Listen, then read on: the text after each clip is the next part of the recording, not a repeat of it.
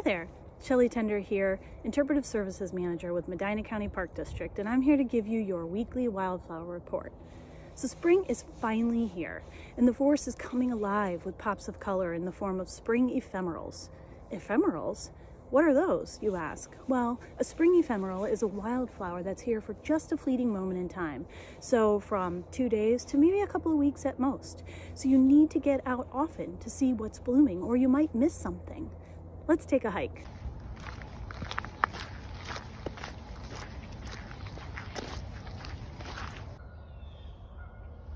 So we're here at Hubbard Valley Park, which is a great place to see spring wildflowers. In fact, it's one of the best places to see spring wildflowers in Medina County parks. We have several parks that are great, but Hubbard Valley has quite a diversity and abundance of spring wildflowers. And as you can see, there is a lot of green out there on the forest floor popping up. But we're going to need to get down and take a closer look to see what's blooming. Sunny spots on the forest floor are a good place to start looking for things that are blooming. They'll be blooming probably faster than in shadier spots. This looks like a treasure trove right here. We have a number of different things. These bright green leaves are from ramps or wild leeks, a member of the onion family. They're pretty plentiful on the forest floor. You'll see them pretty much everywhere you go. They will not flower, however, until the leaves have withered and faded away. Sometime around June is when you'll see a flower. But right next to our leeks, we have the first shoots of trillium. This one, there's a number of them here.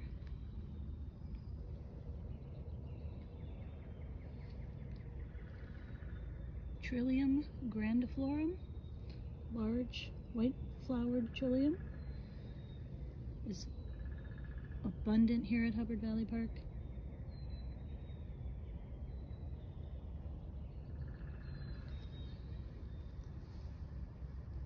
And some of these are just getting ready to open up.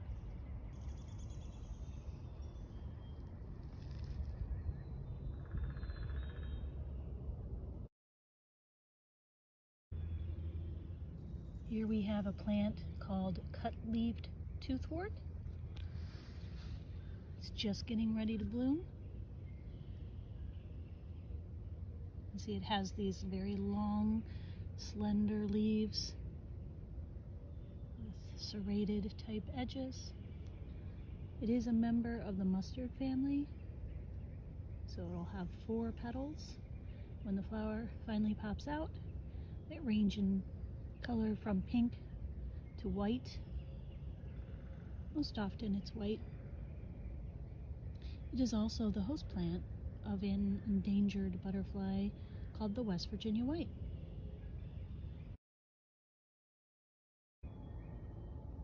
Here we have trout lily. Now last week I didn't even really see the leaves of this up on the forest floor, and today we have one that's just about ready to bloom.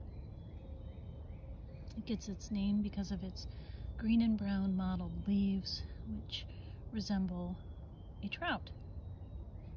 And this one will most likely have a yellow bloom. There are trout lilies with a white bloom. Those are less common, but these are pretty abundant on the forest floor and will be for the next couple of weeks.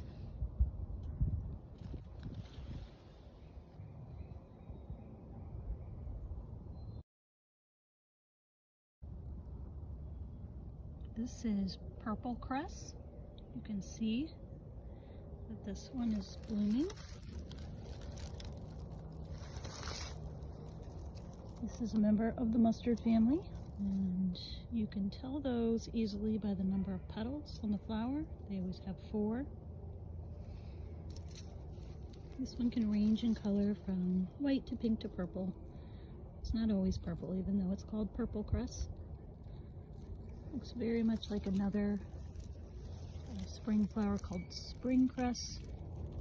But one of the ways you can tell them apart is that the purple cress has these tiny little hairs on its stem.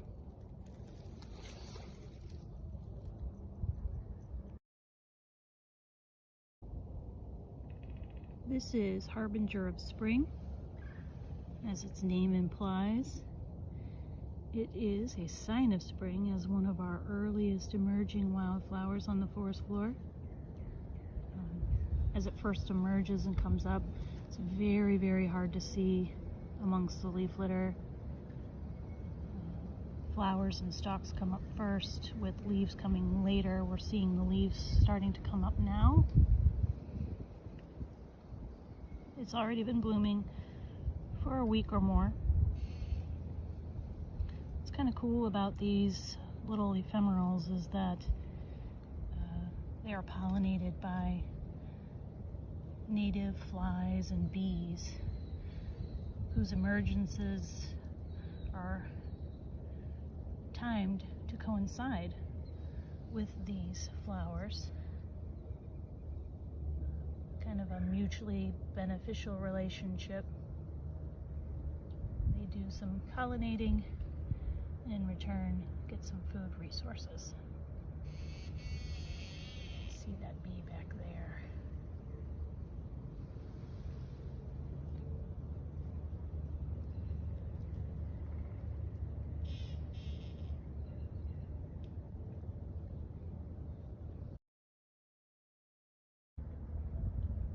Here is Hepatica. Hepatica is a very delicate looking flower with petals numbering between 6 and 12 in individual flowers.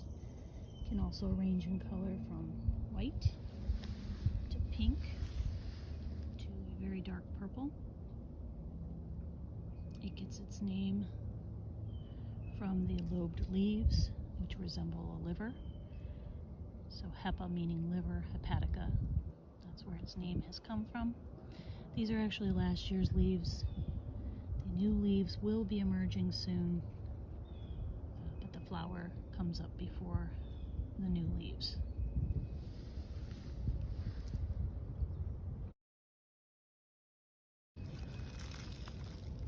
We've got Spring Beauty right here. If you look closely, you can see these pink lines along the petals. These little pink lines serve as like landing strips for small insects, flying insects that are going to be landing on this plant to find food and then also help pollinate it. So these pink lines direct the insects right towards the center of the flower where they can find what they need.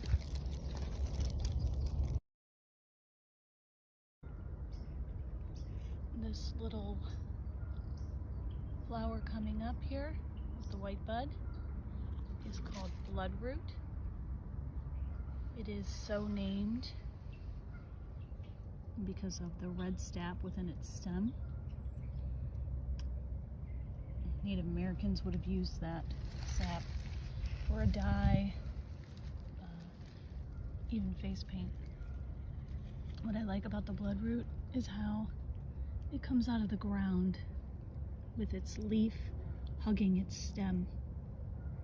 And as time goes by, that leaf will unfurl and open up real wide. And unlike many of the other wildflowers of spring, where all parts of it wither away and you can't even find them in summer, the leaves of the bloodroot will persist. So I'm here now at Allerdale, and pretty much everything that we saw coming up at Hubbard Valley is also coming up here, maybe slightly behind in bloom time. But there is one really cool flower that we did not see at Hubbard Valley that we can see here. Let's go take a look.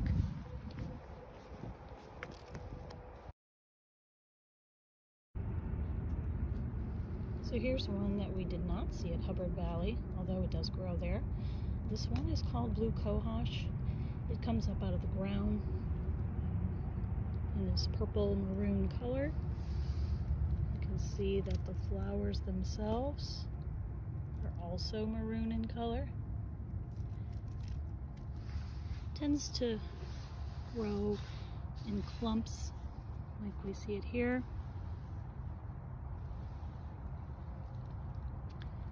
And as the plant gets bigger, it will turn green